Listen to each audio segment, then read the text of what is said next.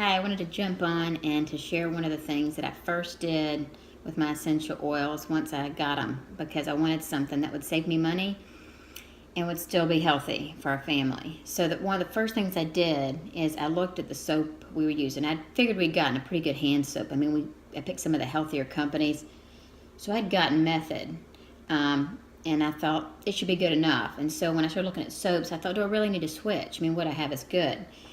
And then I did the little Think Dirty app where you can scan things on the back on the barcode. I scanned it, and I think this was a 9. The biggest thing was being fragrance. And fragrance, when you see that as an ingredient, is a big red flag. And you should just know that more than likely that's not going to be the best product for your home. So when I found that out, I decided I'd save the pump bottle and make the most of it. And I decided to make soap, hand soap. And there's also, I got this bottle because I'm not a very do-it-yourself person. I need a lot of guidelines. And so this one tells you, put soap to this line, put water to this line. And then I add essential oils after I do that.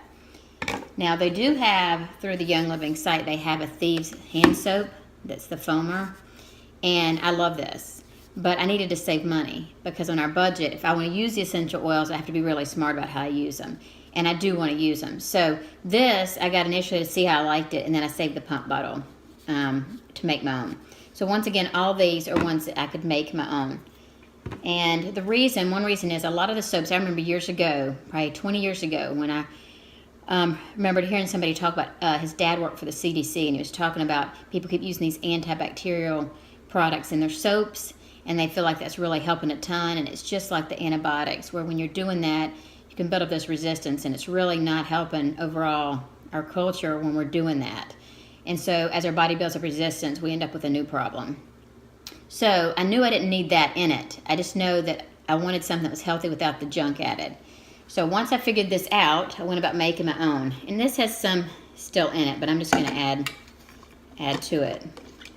Because you can kind of do that and it won't really matter. You can adjust it if it doesn't work out perfect. But what I take is, to keep it just as healthy as I can, I have this Castile soap. I got this on Amazon. And I'll just add in about, I'm guessing because I had some in there, good about there. And then I'll add in my oils. I like to do Thieves. This is the one that really helps keep your immune system strong. I diffuse this all the time, put it on the bottom of my feet. So it's a great one that smells, especially this time of year. It has has a clove in it and rosemary. It has a great smell for the fall. I mean, I use it all year round, but I just go ahead and put some drops of this in. You can depend on how strong you want it, what you do. Maybe 10 drops. And then I also like the combination of the peppermint in there. So what I'll do is I'll add those in to that soap part. And then I get distilled water because this helps it not clog as much as if you use just tap water. And so then I fill it to that watermark. And I try not to overfill it. I'm being very careful because with this particular one, you'll see that big pump thing. And the first time I did it, I made it this time, I got stuff all over. Okay, more than once I got stuff all over. But as I've gotten used to it, I learned how much I can put in it. So then once I have that, it's ready to go. And I do the same things with these as I fill them up. I have to guess on these, but basically I just put soap less than half. I'd say about 1/3 of the Castile soap. And so that really the cost of when I buy this, use my oils, a few drops of those, and then distilled water. And that's a much cheaper option than if I bought it. But for convenience wise, this is not a bad way to go because it is already done for you. Now the other thing, that's one of the Thieves things that especially in the wintertime, I like having it in my soaps. I like having it anywhere I can get it. Another thing is the Thieves cleaner. And this is one of the most economical things there is, and it's just fantastic. This bottle can replace probably most of what you have under a sink. 409, window cleaner, all those type of products, which have some pretty bad chemicals in them that I don't think if you read them, you'd want to have them in your home. So what I do with this, 1 cap full makes a bottle. This is 16 ounce. This is the size I said to do it. I just took another bottle I had and wrote Thieves on it because that's what I want to refill this with. With this, I just take this, This could get tricky here though. Fill this 1 capful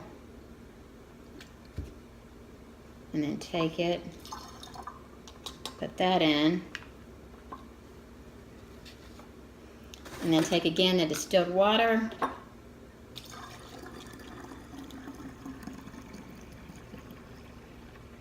and fill it. Woo! I told you I'd make a mess. I'm just going to go with it so I don't have to redo this video. You know, I have so many hours when the kids aren't here. So we're going to go with that. Don't overfill it is a lesson from this, okay? I'm not going to put the lid on or it'll go everywhere. But then it's ready to go. You don't have to really even shake it up. It's good. It's already, this cleaner right here, because of the way it's made, it's all made with oils and then all natural, like plant products. It doesn't have anything toxic in it. I can let my kids clean with it. It's wonderful. So that's been another great thing. I don't have to worry about saying, don't touch it. That used to be my thing. I'd spray the kitchen table and I'd say, don't touch it, chemicals. And now I can say, help clean the table. And so it's been great. Even the youngest ones can help me with that. Now I have used also this size. Now this is the 16 ounce. I've used an 8 ounce and this is a 4 ounce. This is the size I normally would dilute it, and it's going to be less than $1 a bottle when I've made it. If you buy this and add the water, then this is less. It's about $1 a bottle.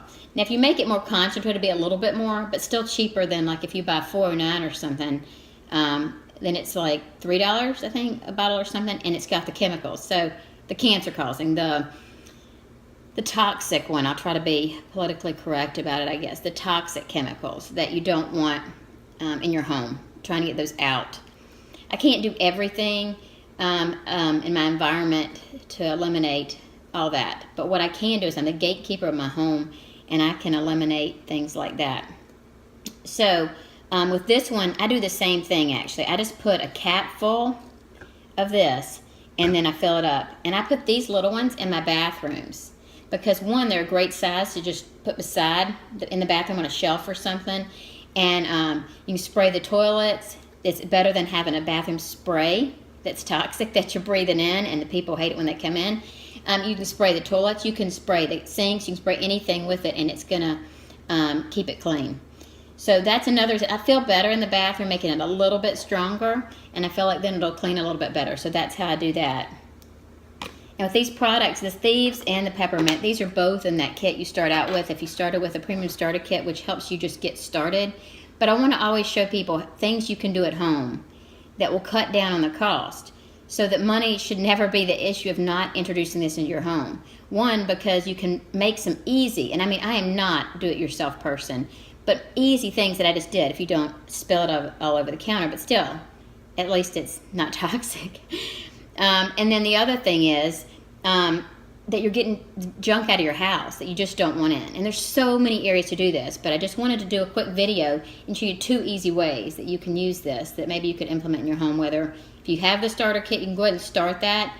And if you don't, then I can show you how to get it so you can jump on and start this.